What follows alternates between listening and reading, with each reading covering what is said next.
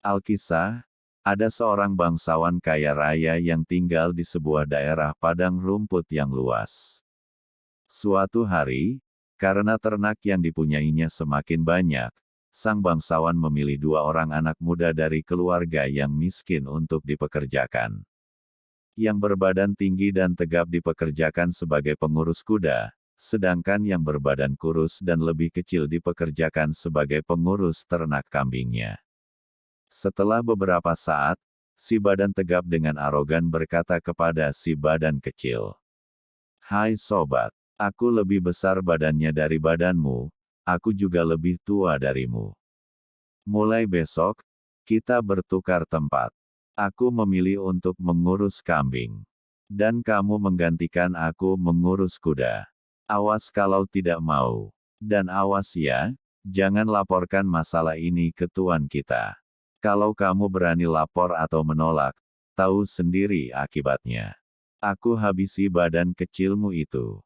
Sore hari, dengan muka murung dan langkah gontai dia pulang ke rumah. Sesampai di rumah, melihat muka murung dan kegalauan anaknya, si ibu bertanya, "Nak, ada apa? Ada masalah apa? Coba ceritakan ke ibu." Dengan kasih sayang dan kelembutan, mereka berbincang saat makan malam. Si anak pun menceritakan peristiwa yang tadi terjadi. Dengan bersungut-sungut si anak melanjutkan, "Sungguh tidak adil kan, Bu? Dia mengancam dan memaksa aku untuk mengurus kuda-kuda liar. Dia yang berbadan besar memilih mengurus kambing. Badanku kecil begini, bagaimana aku bisa mengejar-ngejar kuda yang begitu besar? Aduh Bu, sungguh jelek nasibku."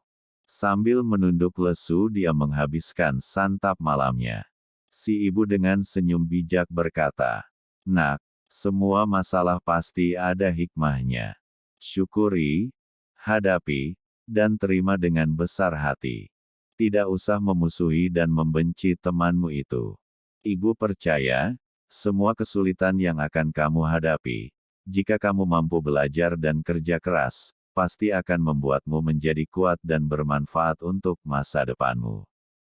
Sejak saat itu, si anak kurus itu dengan susah payah setiap hari bergelut dengan pekerjaan mengurus kuda-kuda yang bertubuh tegap, besar, dan masih liar.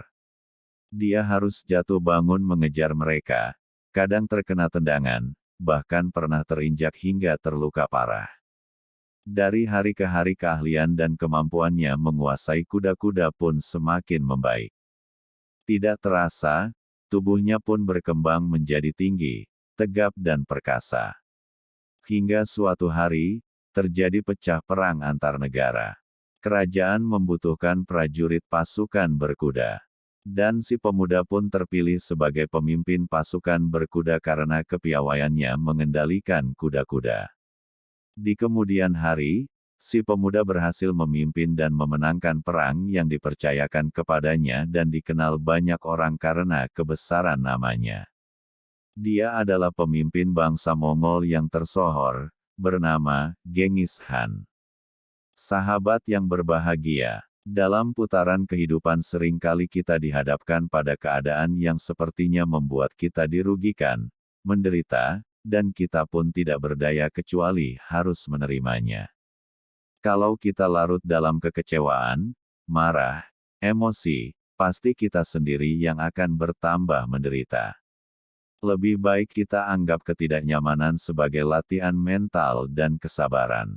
Mari berjiwa besar dengan tetap melakukan aktivitas yang positif, sehingga sampai suatu nanti pasti perubahan lebih baik, lebih luar biasa akan kita nikmati.